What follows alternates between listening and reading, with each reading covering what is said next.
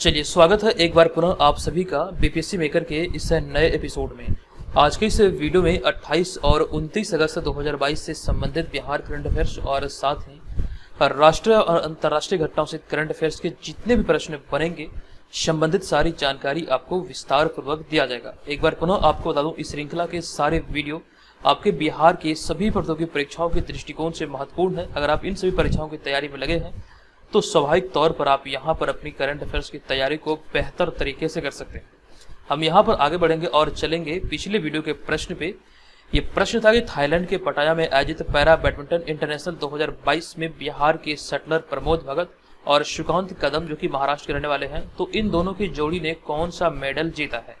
तो ध्यान रखें, इसकी कंप्लीट जानकारी हमने आपको दिया था और आपको बताया था इसका राइट आंसर होगा। इन दोनों की जोड़ी ने अभी हाल ही में गोल्ड मेडल जीता है और यहाँ से संबंधित और भी कई सारे एक्स्ट्रा फैक्ट थे जो कि हमने विस्तार पूर्वक वहाँ पर चर्चा किया था।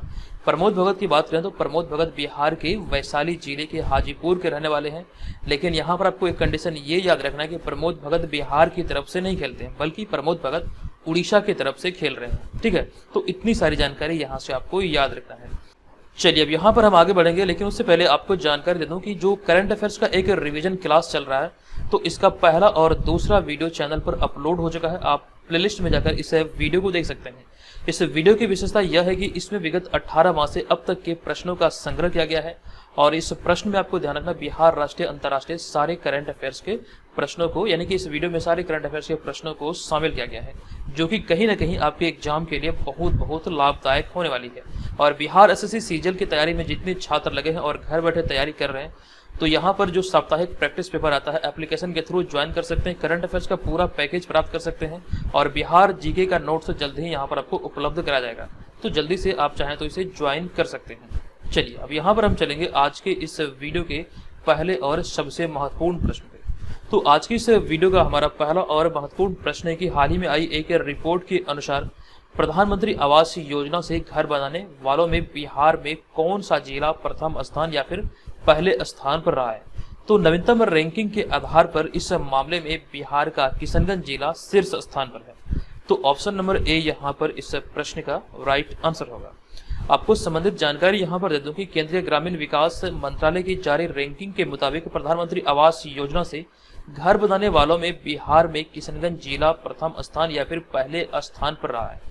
ये यहाँ से आपको ध्यान रखना है। वहीं पे हम अगले पॉइंट में बात करें तो 5वां स्थान मिला है सहरसा को, 7वां स्थान बांका, 16वां भागलपुर और 17वां मुजफ्फरपुर। तो ये यहाँ से जो आंकड़े हैं इनसे संबंधित है नवीनतम रिपोर्ट के आधार पर। वहीं पे हम अगले पॉइंट में राष्ट्रीय स्तर की बात करें तो जबकि भागलपुर को राष्ट्रीय स्तर पर 254वां स्थान मिला और मुजफ्फरपुर को 257वां और पटना को 384वां स्थान मिला है। पूरे भारत की यहाँ पर बात किया जा रहा है। यहाँ जो ये आंकड़े देख रहे हैं ये राज्य स्तरीय है और इसी राज्य स्तरीय रैंकिंग में किशनगंज जिला टॉप पर है। हालांकि ये आंकड़े अधूरे हैं, इसमें दूसरे स्थान पर कौन है, तृतीय स्थान पर कौन है, ये सारी जानकारी हमने इंटरनेट पर बहुत ढूंढने का प्रयास किया लेकिन ये हमें कहीं नहीं मिला। और वहीं पर इस प्रश्न की बात करें तो यहाँ पर जितनी सारी चीजें लिखी हुई है ये हमने हिंदुस्तान न्यूज से लिया था। ये आंकड़े भले ही अधूरे हैं लेकिन है इंपॉर्टेंट, लेकिन मैं कोशिश करूंगा कि जल्द इसे अपडेट कर दिया जाए। तो अपडेट जब भी होगा तो यहाँ पर संपूर्ण जानकारी मैं आपको इसी सीरीज के अंतर्गत दे दूंगा। इस चीज का ध्यान रखिए, फिलहाल के लिए आप इतनी सारी चीजों को नोट कर लीजिए। अब यहाँ पर आपको एक जानकारी ये दे दूं, यहाँ से आपके एग्जाम के लिए एक चीज ये भी ध्यान रखना है कि अगर हम बात करें किशनगंज की तो सीमांचल क्षेत्र में आता है। तो आपको इस तरह से भी इसे याद रखना है कि जो प्रथम जो मतलब कह सकते हैं जिला है ये सीमांचल क्षेत्र का जिला है। ठीक है, तो ये जानकारी यहाँ से नोट कर लीजिएगा। चलिए अब यहाँ पर हम चलेंगे अगले दूसरे प्रश्न पे। हमारा दूसरा प्रश्न है कि हाल ही में बिहार विधानसभा के नए स्पीकर अवध बिहारी चौधरी बने हैं। बताएं कि वे निम्न में से किस दल से संबंधित है। आप इसे इंपॉर्टेंट प्रश्नों की श्रेणी में रखेंगे और इस प्रश्न का जो हमारा राइट आंसर होगा, अवध बिहारी चौधरी संबंधित है राजद से, यानी कि ऑप्शन नंबर सी यहाँ पर इस प्रश्न का राइट आंसर होगा। आपको संपूर्ण जानकारी यहाँ पर दे दूं। आपको ध्यान रखना कि बिहार में नई सरकार के गठन के बाद हाल ही में बिहार विधानसभा में नए स्पीकर राष्ट्रीय जनता दल अर्थात आरजेडी के वरिष्ठ नेता अवध बिहारी चौधरी निर्विरोध चुने गए हैं। ये यहाँ पर इंपॉर्टेंट है, निर्विरोध ये अभी हाल ही में बतौर बिहार विधानसभा के स्पीकर चुने गए हैं। ठीक है, ये यहाँ से ध्यान रखिए। अब देखिए यहाँ पर अगले पॉइंट की हम बात करें तो इनसे पहले इस पद पर कौन थे ये भी इंपॉर्टेंट हो जाता है। तो विजय कुमार सिन्हा इस पद पर थे इससे पहले। हमारा अगला पॉइंट है विधानसभा के बारे में कि हाल ही में बिहार विधानसभा भवन में शताब्दी स्मृति स्तंभ के लोकार्पण के लिए प्रधानमंत्री नरेंद्र मोदी पटना आए हुए थे और यहाँ पर प्रधानमंत्री नरेंद्र मोदी ने 40 फीट ऊंची शताब्दी स्मृति स्तंभ का लोकार्पण भी किए थे। और इसके तहत जो हमारा अगला पॉइंट है ये इंपॉर्टेंट है, कई बार यहाँ से आपके एग्जाम में प्रश्न बने हैं। पॉइंट है कि बिहार विधानसभा की जो कुल सीटें निर्धारित है ये 243 सीटें हैं, जिनमें की 38 सीटें अनुसूचित जाति और 2 सीटें अनुसूचित जनजातीय वर्गों के लिए आरक्षित की गई है। ये बहुत इंपॉर्टेंट है, नोट कीजिएगा। और वहीं पे एक अगले पॉइंट की बात करें तो हाल ही का एक करंट अफेयर्स है 8 मार्च 2022 का। तो 8 मार्च 2022 को मनाई गई अंतर्राष्ट्रीय महिला दिवस के अवसर पर बिहार विधानसभा में विधायक ज्योति देवी को विधानसभा स्पीकर की जिम्मेवारी दी गई थी। महिला सशक्तिकरण की दिशा में एक प्रयास था। और आपको यहाँ पर यह ध्यान रखना है, उस समय जो तत्कालीन स्पीकर थे बिहार विधानसभा के, तो उस समय बिहार विधानसभा के स्पीकर थे विजय कुमार सिन्हा। चलिए अब यहाँ पर हम चलेंगे अगले तीसरे प्रश्न पे। हमारा तीसरा प्रश्न भी इंपॉर्टेंट है। प्रश्न है कि निम्नलिखित में से किस देश के पूर्व चांसलर एंजेला मर्केल को यूनेस्को शांति पुरस्कार 2022 से सम्मानित किया गया है। इस प्रश्न के हम राइट आंसर की बात करें तो एंजेला मर्केल जो संबंधित है ये फिर किस देश के पूर्व चांसलर रही है, तो राइट आंसर होगा हमारा ऑप्शन नंबर ए यानी कि जर्मनी। आपको संबंधित सारी जानकारी यहाँ पर दे दूं कि पूर्व जर्मन चांसलर एंजेला मर्केल को शरणार्थियों का स्वागत करने में उनके प्रयासों के लिए वर्ष 2022 यूनेस्को शांति पुरस्कार से सम्मानित किया गया। दरअसल यहाँ पर आपको याद रखना है कि अपने कार्यकाल के दौरान वर्ष 2015 में एक ऐतिहासिक निर्णय लेते हुए विश्व संकटग्रस्त देशों में, खासकर बात करें हम यहाँ पर विशेष रूप से तो सीरिया, इराक, अफगानिस्तान और इरिट्रिया से लगभग 12 लाख शरणार्थियों को जर्मनी में बसाने का फैसला किया था। इस फैसले को ध्यान रखते हुए अभी हाल ही में इस सराहनीय कदम के लिए उन्हें यह पुरस्कार दिया गया है, यूनेस्को विश्व शांति पुरस्कार। तो आपको याद रखना है कि जर्मनी की पूर्व चांसलर एंजेला मर्केल इस वर्ष यूनेस्को शांति पुरस्कार से सम्मानित हुए हैं। ये चीजें यहाँ से आपको नोट कर लेना है। हम यहाँ पर अगले पॉइंट पे बात करें यूनेस्को शांति पुरस्कार की, तो यूनेस्को शांति पुरस्कार की स्थापना हुई थी 1989 अर्थात 1989 में। और यूनेस्को की बात करें तो यूनेस्को की जो स्थापना हुई थी ये 16 नवंबर 1945 को लंदन में हुई थी। लेकिन एक इंपॉर्टेंट फैक्ट ये है कि इसका मुख्यालय लंदन में नहीं है बल्कि पेरिस में है। फ्रांस की राजधानी पेरिस में इसका मुख्यालय है। भले ही ये लंदन में स्थापित हुआ, ब्रिटेन के लंदन में इसकी स्थापना हुई थी 16 नवंबर 1945 को, लेकिन जो इसका मुख्यालय है ये पेरिस है, फ्रांस में है। चलिए इतनी सारी चीजों को यहाँ से आपको ध्यान रखना है। हम अगले बढ़ेंगे चौथे प्रश्न पे। चौथा प्रश्न है कि किस शहर में 11वीं राष्ट्रीय बीज कांग्रेस 2022 का शुभारंभ कृषि मंत्री नरेंद्र सिंह तोमर के द्वारा किया गया है। तो 11वें राष्ट्रीय बीज कांग्रेस 2022 का शुभारंभ जब ये हाल ही में हुआ है, ये मध्य प्रदेश के ग्वालियर में हुआ है। तो ऐसे में ऑप्शन नंबर सी यहाँ पर इस प्रश्न का राइट आंसर होगा। उसी चीज को यहाँ पर हमने लिखा कि केंद्रीय कृषि एवं किसान कल्याण मंत्री नरेंद्र सिंह तोमर ने राजमाता विजया राजे सिंधिया कृषि विश्वविद्यालय ग्वालियर मध्य प्रदेश में 11वीं राष्ट्रीय बीज कांग्रेस 2022 का उद्घाटन किया या फिर शुभारंभ किया है। तो ये सारी चीजें यहाँ पर याद रखिए। वर्तमान में जो कृषि मंत्री हैं नरेंद्र सिंह तोमर, इन्हीं के द्वारा भी हाल ही में राजमाता विजया राजे सिंधिया कृषि विश्वविद्यालय परिसर में ग्वालियर में इसकी कह सकते हैं उद्घाटन किया गया। अब यहाँ पे देखिए बात आई है मध्य प्रदेश की। तो मध्य प्रदेश के बारे में कई सारी चीजें हमने कुछ समय पहले भी आपको बताया है। तो यहाँ पर अब समय है कि इसका एक तरफ से रिविजन आप कर लीजिए। तो यहाँ पर पहला पॉइंट जो हमारा होगा कि जुलाई 2022 में जारी देश भर के 112 आकांक्षी जिलों की डेल्टा रैंकिंग में मध्य प्रदेश का छतरपुर जिला को दूसरा स्थान मिला था। अगर आप इन सारी चीजों को देख चुके हैं तो एक बार से पुनः इसे रिवाइज कर सकते हैं या फिर वीडियो को स्किप करके आगे भी बढ़ सकते हैं। तो यहाँ पर जो आपको ध्यान रखना है कि जुलाई 2022 में जो रिपोर्ट आया था नीति आयोग की तरफ से ये डेल्टा रैंकिंग जारी किया जाता है। तो इसके आधार पर भारत के 112 आकांक्षी जिलों की सूची में मध्य प्रदेश का छतरपुर जिला को दूसरा स्थान मिला था। वहीं पे पहले और तीसरे स्थान की बात करें तो जबकि बिहार का गया जिला को प्रथम और राजस्थान के बरन जिला को तीसरा स्थान मिला है। ये नवीनतम रैंकिंग या फिर नवीनतम रिपोर्ट के आधार पर यहाँ पर ये सारी चीजों को लिखा गया है। अगले पॉइंट की बात करें तो मध्य प्रदेश की शिवराज सरकार ने वर्ष 2022-23 के बजट में नवाचार करते हुए इसमें चाइल्ड बजट को भी शामिल किया। मोस्ट इंपोर्टेंट है, ये आप नोट कर लेंगे। नेक्स्ट पॉइंट हमारा यहाँ पर यह कि भारत का पहला ड्रोन स्कूल मध्य प्रदेश के ग्वालियर में खुला है। जबकि अगले पॉइंट में हम बात करें पहला ड्रोन नीति की, तो हालांकि हिमाचल प्रदेश नई ड्रोन नीति को मंजूरी देने वाला देश का पहला राज्य है। हमारा अगला पॉइंट है कि भारत रत्न स्वर कोकिला लता मंगेशकर के नाम से मध्य प्रदेश में संगीत अकादमी, संगीत महाविद्यालय और संगीत संग्रहालय की स्थापना की घोषणा की गई है। और साथ ही साथ यहाँ पर एक जानकारी ये भी ध्यान रखिए, अभी हाल ही में एक समझौता हुआ था और इस समझौते के तहत भारत सरकार द्वारा नामीबिया से चीते को मध्य प्रदेश के कुन्नूर राष्ट्रीय उद्यान में लाए जाएंगे। ये अभी हाल ही में भारत सरकार और नामीबिया के बीच एक समझौता हुआ था। अब यहाँ पर हम बात करें राष्ट्रीय उद्यान की, तो आपको याद रखना कि पूरे भारत में मध्य प्रदेश में राष्ट्रीय उद्यानों की संख्या सबसे अधिक है। तो इतनी सारी जानकारी मध्य प्रदेश से रिलेटेड है जो हाल ही में करंट अफेयर्स के प्रश्न बने हैं, जो मोस्ट इंपोर्टेंट प्रश्नों की श्रेणी में है। चलिए अब यहाँ पर हम चलेंगे अगले प्रश्न पे। ये अगला प्रश्न है कि ईरान की राजधानी तेहरान में आयोजित 14वीं एशियाई अंडर-18 चैंपियनशिप में भारतीय पुरुष वॉलीबॉल टीम ने किस देश को हराकर कांस्य पदक अर्थात ब्रॉन्ज मेडल जीता है? तो राइट आंसर होगा हमारा ऑप्शन नंबर बी, यानी कि दक्षिण कोरिया को हराकर अर्थात साउथ कोरिया को हराकर भारत ने कांस्य पदक अपने नाम किया है। अब इस प्रश्न से रिलेटेड जितनी सारी चीजें आपको याद रखना है वो सभी को हमने यहाँ पर पॉइंट में आपके साथ साझा किया है। हमारा पहला पॉइंट है कि हाल ही में ईरान के तेहरान में आयोजित 14वीं अंडर-18 एशिया वॉलीबॉल चैंपियनशिप में भारतीय टीम ने दक्षिण कोरिया को 3-2 से हराकर कांस्य पदक अर्थात ब्रॉन्ज मेडल अपने नाम किया है। तो वहीं पे हम अगले पॉइंट की बात करें तो इस प्रतियोगिता में जापान ने फाइनल मैच में ईरान को हराकर स्वर्ण पदक अपने नाम किया है या फिर स्वर्ण पदक जीता है।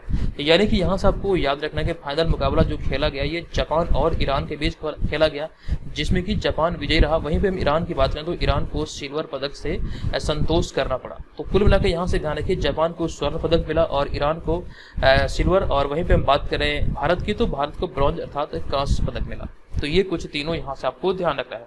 अब यहाँ पर अगले एक्स्ट्रा फैक्ट की हम बात करें तो 38वीं समानांतर रेखा आपके लिए बहुत इंपॉर्टेंट है। कई बार यहाँ से एग्जाम में प्रश्न बना है। जब भी उत्तर कोरिया और दक्षिण कोरिया की बात आती है तो 38वीं समानांतर रेखा के बारे में ये ध्यान रखिए कि उत्तर कोरिया और दक्षिण कोरिया के बीच की विभाजन रेखा है ये 38वीं समानांतर रेखा। दोनों देश की सीमा को विभाजित करता है ये 38वीं समानांतर रेखा। हमारा अगला पॉइंट यहाँ पर यह कि भारत और दक्षिण कोरिया के बीच 1973 में राजनयिक संबंधों की औपचारिक शुरुआत हुई थी, और इस तरह के भी प्रश्न हो सकते हैं एग्जाम में पूछे जाए। भारत और दक्षिण कोरिया के राजनयिक संबंधों की जो शुरुआत हुई थी ये 1973 में हुई थी। और मैंने पिछले वीडियो में आपको एक जानकारी दिया था टेम्पल्टन पुरस्कार के बारे में। टेम्पल्टन पुरस्कार की जो शुरुआत हुई थी ये 1972 में हुई थी। पहला टेम्पल्टन पुरस्कार जो मिला था ये मदर टेरेसा को 1973 में मिला था। आपको याद होगा, ये सारी जानकारी हमने आपको विस्तार पूर्वक ऑलरेडी दे दिया है। अब यहाँ पर हमारा अगला और इम्पोर्टेंट प्रश्न है। ये प्रश्न की निम्नलिखित में से कौन हाल ही में DRDO के नए अध्यक्ष बने हैं? बहुत इंपॉर्टेंट है और इस प्रश्न का हमारा राइट आंसर होगा समीर वी कामत, जिन्हें आप यहाँ पर इस इमेज में भी देख सकते हैं।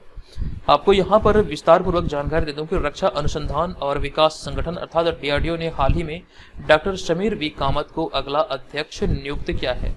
हालांकि यहाँ पर हम मौजूदा समय की बात करें तो वे 1 जुलाई 2017 से मौजूदा समय तक DRDO अर्थात रक्षा अनुसंधान और विकास संगठन के नेवल सिस्टम्स एंड मटेरियल्स प्रभाग के महानिदेशक थे। एक पॉइंट यहाँ पर यह भी इंपॉर्टेंट हो जाता है कि इन्होंने किनका स्थान लिया है। तो अगले पॉइंट में आप यहाँ पर देख सकते हैं उन्होंने मौजूदा अध्यक्ष जी सतीश रेड्डी का स्थान लिया है। तो ये सारी बातें हैं जो कि एग्जाम में पूछे जा सकते हैं। अब यहाँ पर अगला पॉइंट है कि वर्तमान सचिव जी सतीश रेड्डी को रक्षा मंत्री का वैज्ञानिक सलाहकार नियुक्त किया गया। और वहीं पे हम अगले पॉइंट की बात करें तो इसके अतिरिक्त पूर्व मुख्य आर्थिक सलाहकार कृष्णमूर्ति सुब्रमण्यम को अंतर्राष्ट्रीय मुद्रा कोष अर्थात इंटरनेशनल मॉनिटरिंग फंड में कार्यकारी निदेशक भारत में नियुक्त किया गया है। ये यहाँ से आपको ध्यान रखना है। तो यहाँ पर हमारा एक और पॉइंट है कि वे डॉक्टर सुरजीत एस भल्ला का स्थान लिए हैं। तो इतनी सारी जानकारी आप यहाँ पर इस प्रश्न से रिलेटेड याद रख सकते हैं। सभी जो आप यहाँ पर पॉइंट देख रहे हैं सभी अपने आप में बहुत इंपॉर्टेंट है, कोई भी आपके एग्जाम में पूछे जा सकते हैं। अब यहाँ पर हमारा अगला प्रश्न है कि राष्ट्रीय शिक्षक पुरस्कार 2022 के लिए कुल कितने शिक्षकों का चयन हुआ है? हालांकि इसकी जानकारी हमने पहले भी आपको दिया था। वर्ष 2022 की बात करें तो इस वर्ष राष्ट्रीय शिक्षक पुरस्कार के लिए कुल मिला के 46 शिक्षकों का चयन हुआ है। तो ऑप्शन नंबर सी यहाँ पर इस प्रश्न का हमारा राइट आंसर होगा। इसके तहत हमारा पहला पॉइंट है कि शिक्षक दिवस के अवसर पर 5 सितंबर को शिक्षा मंत्रालय एक राष्ट्रीय समारोह का आयोजन करता है। ये आयोजन प्रत्येक वर्ष किया जाता है जिसमें कि देश के सर्वश्रेष्ठ शिक्षकों को राष्ट्रीय पुरस्कार प्रदान किए जाते हैं। और इस वर्ष की बात करें तो इस वर्ष भारत के 46 शिक्षकों को 15वें राष्ट्रपति द्रौपदी मुर्मू द्वारा राष्ट्रीय शिक्षक पुरस्कार 2022 से सम्मानित किया जाएगा। अब यहाँ पर इस कैटेगरी में या फिर इस 46 शिक्षकों की सूची में अगर हम बात करें बिहार के दृष्टिकोण से तो इन 46 शिक्षकों में बिहार के 2 शिक्षक शामिल हैं। इन 2 शिक्षकों में पटना की शिक्षिका नीशीश कुमारी और त्रिवेणीगंज सुपौल के शिक्षक सुमन सौरभ या फिर सौरभ सुमन शामिल हैं। तो इस वर्ष बिहार के 2 शिक्षक को राष्ट्रीय शिक्षक पुरस्कार से सम्मानित किया जाएगा।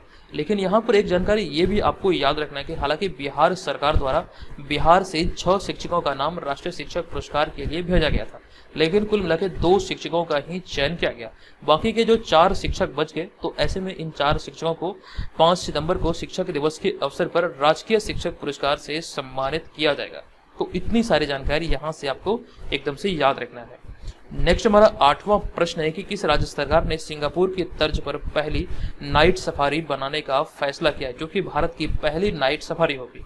तो ऐसा फैसला जो अभी हाल ही में किया गया है, ये उत्तर प्रदेश सरकार के द्वारा किया गया। तो ऑप्शन नंबर बी यहाँ पर इस प्रश्न का राइट आंसर होगा। आपको जानकारी दे दूं कि हाल ही में उत्तर प्रदेश सरकार ने सिंगापुर की तर्ज पर नाइट सफारी बनाने का फैसला किया है। दरअसल यहाँ पर आपको याद रखना है कि लखनऊ के कुकरेल वन क्षेत्र को विश्व स्तरीय नाइट सफारी और जैव विविधता पार्क के तौर पर विकसित किया जाएगा। इस जगह को चिन्हित किया गया, यहीं पर इसका निर्माण किया जाना है। हमारा अगला पॉइंट है कि वर्तमान समय में भारत में 13 ओपन डे सफारी संचालित है, लेकिन एक भी नाइट सफारी नहीं है। जिस चीज को ध्यान रखते हुए कहीं ना कहीं ये भी एक वजह रही होगी, तो इसका फैसला अभी हाल ही में उत्तर प्रदेश सरकार के द्वारा किया गया है। लेकिन उत्तर प्रदेश सरकार के द्वारा पिछले वीडियो में हमने आपको एक जानकारी ये भी दिया था कि भारत का पहला शिक्षा टाउनशिप बनाने की जो घोषणा हुई थी, ये उत्तर प्रदेश सरकार के द्वारा की गई थी। आपको याद होगा, मैंने आपको बताया था ये अमेरिका के तर्ज पर शिक्षा टाउनशिप बनाने की घोषणा उत्तर प्रदेश सरकार के द्वारा अभी हाल ही में किया गया है।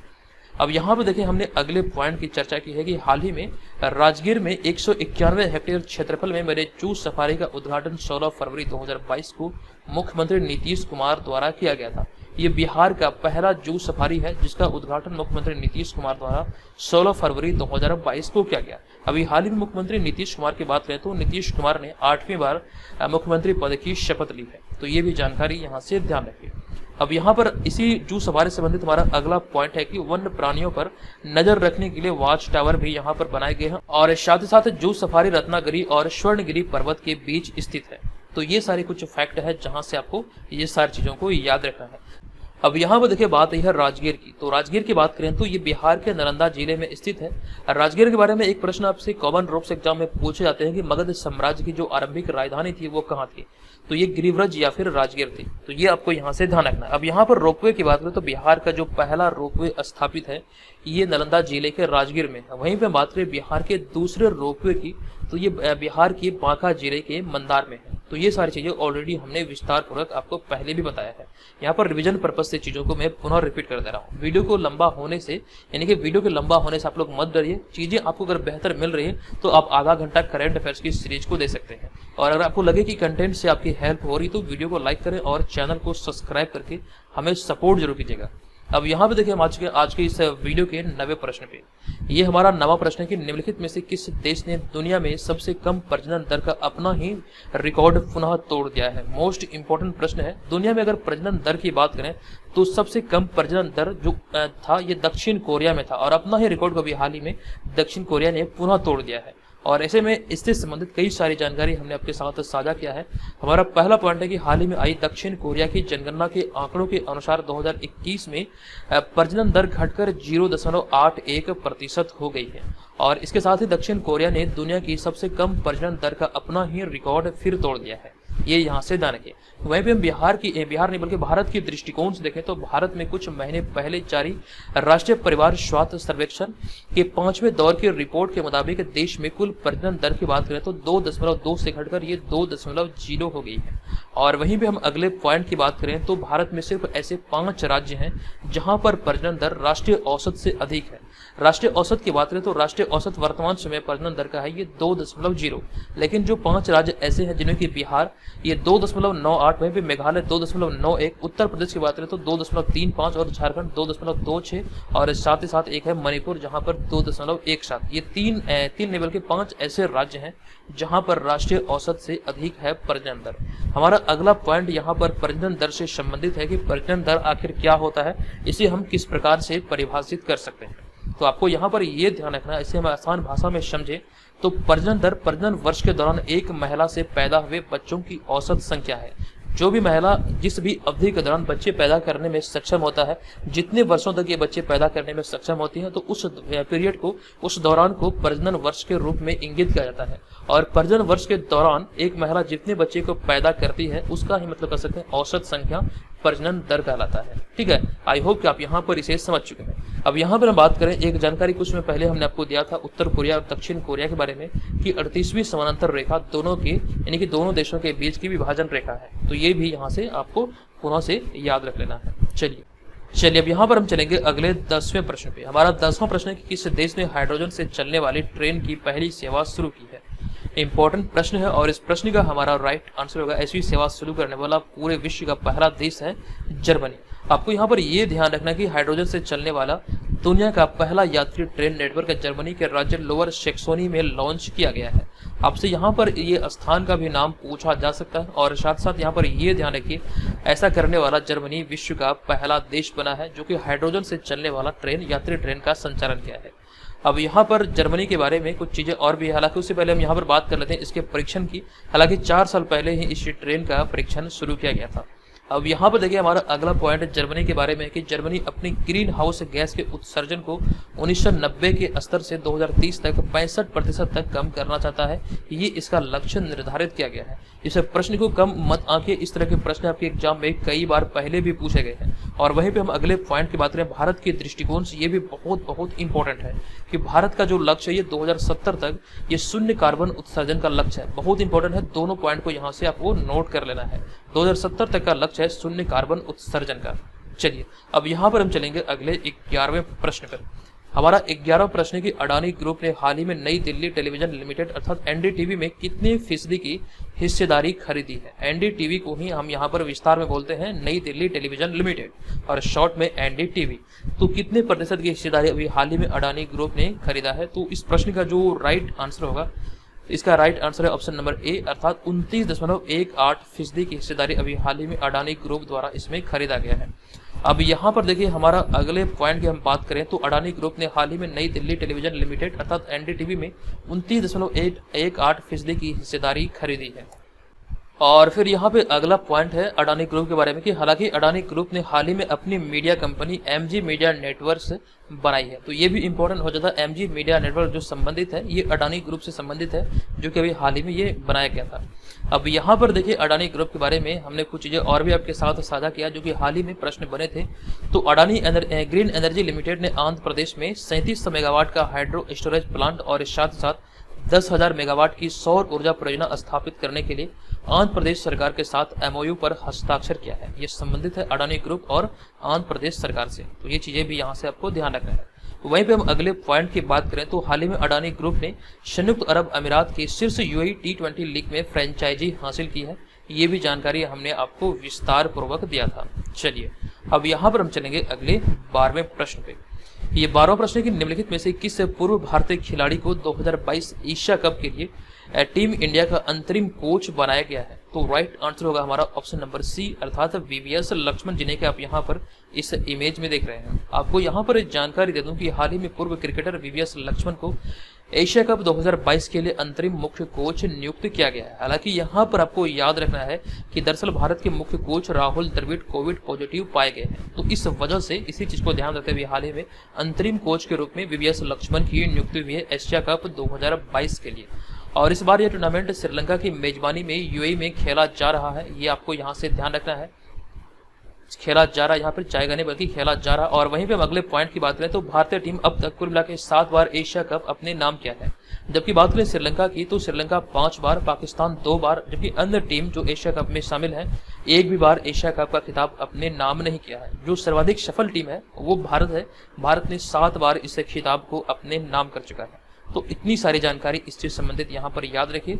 अब यहाँ पर हम चलते हैं आज के इस वीडियो की प्रश्न की ओर, लेकिन उससे पहले आपको जानकारी दे दूं जो लोग घर बैठे 67 बीपीएससी प्रीलिम्स एग्जाम की तैयारी में लगे हैं तो हमारे ऑनलाइन प्रैक्टिस सेट और साथ साथ पीडीएफ के माध्यम से अपनी तैयारी का आकलन सही तरीके से कर सकते हैं। ये सारी चीजें आपको बीपीएससी मेकर ऐप पर मिल जाएगा। एप्लीकेशन को डाउनलोड कीजिए और वहां पर केवल और केवल 99 रुपये में ये सभी सेट को जो 50 प्रैक्टिस सेट की श्रृंखला है सभी को आप वहां से एक्सेस कर पाएंगे। चलिए अब यहाँ पर हमारा आज की इस वीडियो का प्रश्न है कि राष्ट्रीय शिक्षक 2022 से बिहार के किन शिक्षक को सम्मानित किया जाएगा। अभी थोड़ी देर पहले भी हमने इसकी जानकारी दी थी। बताएं इस प्रश्न का राइट आंसर क्या होने वाला है। आप चाहें तो विस्तार पूर्वक सभी चीज़ों को कमेंट बॉक्स में लिख सकते हैं। और एक यहाँ पर यह भी ध्यान रखिए कि 2021 वाला जो बिहार स्पेशल करंट अफेयर्स का PDF है, आप चाहें तो इसे डाउनलोड कर सकते हैं। इसमें अभी एक ऑफर है, केवल और केवल 51 रुपये में आप इसे एक्सेस कर पाएंगे, जो कि 2022 में आयोजित होने वाले सभी पदों की परीक्षाओं के लिए आपके लिए बहुत बहुत इंपॉर्टेंट है। तकरीबन 1000 से अधिक प्रश्नों का यहाँ पर विस्तार पूर्वक संग्रह किया गया है, विश्लेषण सहित इसमें डाले गए हैं और यहाँ पर आपको याद रखना है कि बहुत बहुत इंपॉर्टेंट होने वाली है। चलिए मिलेंगे नेक्स्ट वीडियो में। अब ध्यान रखिएगा और वीडियो अगर पसंद आया तो वीडियो को लाइक कीजिएगा। धन्यवाद। जय हिंद।